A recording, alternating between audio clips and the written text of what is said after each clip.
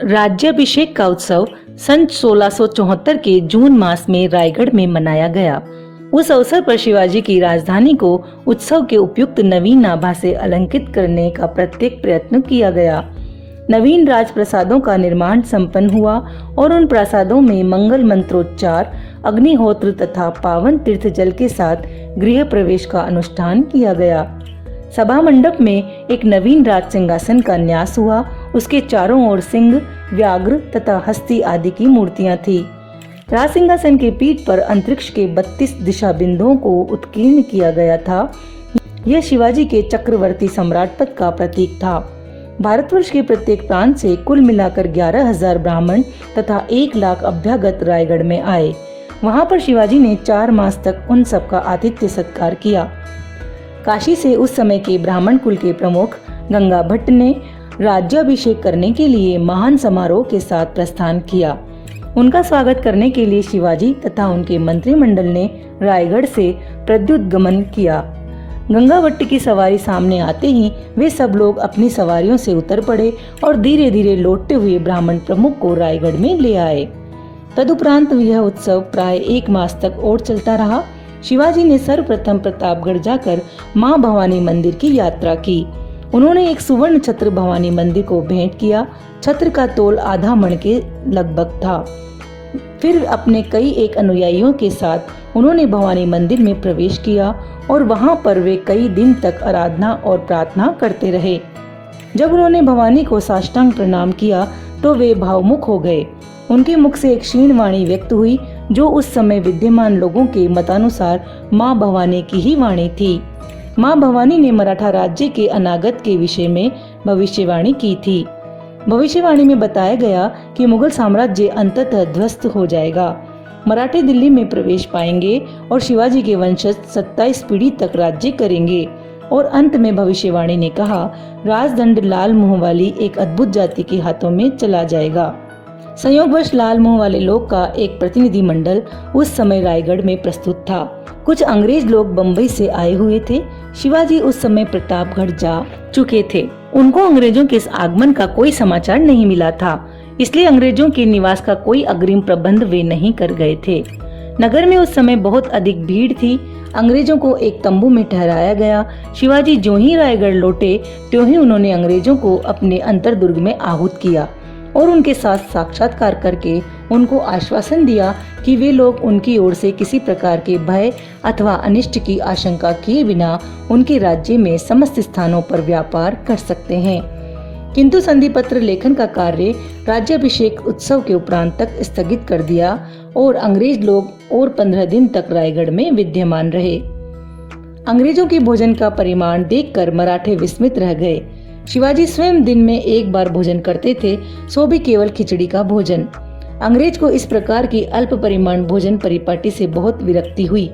अंत में उन्होंने शिवाजी से शिकायत की कि वे लोग मांसाहार के अभ्यासी हैं। शिवाजी अपने अतिथियों का सत्कार करने के लिए व्यग्र हो उठे, किंतु बकरे के मांस के अतिरिक्त अन्य किसी प्रकार का मांस वहां उपलब्ध नहीं था और अंग्रेजों को उसी से संतुष्ट होना पड़ा। वे लोग प्रतिदिन आधी बकरी का मांस खा जाते थे। शिवाजी के समस्त दरबार के लिए यह एक महान कौतूहल का विषय था। शिवाजी के राज्याभिषेक का उत्सव चलता रहा। जीजाबाई अब 80 वर्ष से ऊपर हो चुकी थीं। उनको पालकी पर चढ़ाकर शिवाजी के प्रासाद के सम्मुख लाया गया। शिवाजी ने सबके समक्ष उनको साष्टांग प्रणाम किया और उन्होंने शिवाजी को आशीर्वाद दिया। तब शिवाजी उन सब पापों के लिए प्रायश्चित करने लगे जो जान में अथवा अनजान में उनके हाथों हो गए थे। वे 3 दिन तक प्रायश्चित तथा प्रार्थना करते रहे। जब ब्राह्मणों ने ये घोषणा की कि वे समस्त पापों से मुक्त हो गए हैं, तो ब्राह्मण प्रमुख गंगा भट्ट ने उनको द्विजाति मात्र के प्रतीक उपनयन से अलंकृत किया और उनके कान में गायत्री मंत्र सुनाया। तब शिवाजी को सुवर्ण, रजत, रत्न, फल, फूल तथा पान सुपारी के साथ तोला गया। वह समस्त सामग्री ब्राह्मणों में बांट दी गई। इस अनुष्ठान की समाप्ति पर जनगण के मनोरंजन के लिए एक अभिनय का आयोजन किया गया था। एक कृत्रिम सरोवर खोदा गया था जो जल द्वार खुलने तक रीता रखा गया था। जादूगर कहलाने वाले एक पुरुष को धरा पर प्रहार करना था। प्रहार के तुरंत उपरांत जल द्वार खुल जाता, किंतु जनगण ये समझता कि जादूगर ने पत्थर फोड़कर जल निकाला है, किंतु दुर्भाग्यवश जादूगर की उछल कूद देखकर एक मराठा सैनिक ये समझने की भूल कर बैठा कि जादूगर राजा पर आघात करने के लिए उद्यत हो रहा है। सैनिक ने तलवार निकालकर जादूगर को काट डाला। अभिनय का यह शोचनीय अंत देखकर शिवाजी को बहुत खेद हुआ और उन्होंने तुरंत ही अपने कोषाध्यक्ष को बुलाकर आदेश दिया कि जादूगर के परिवार को एक खेत तथा पर्याप्त वृत्ति प्रदान की जाए। राज्याभिषेक के पूर्व ब्राह्मणों ने पूरे 7 दिन तक अग्निहोत्र, उपवास तथा प्रार्थना की। तब 6 जून को राज्याभिषेक का पर्व प्रारंभ हो गया। शिवाजी ने श्वेत परिधान धारण करके तथा पुष्पमाल पहनकर अपने राजप्रसाद के सभा मंडप में प्रवेश किया।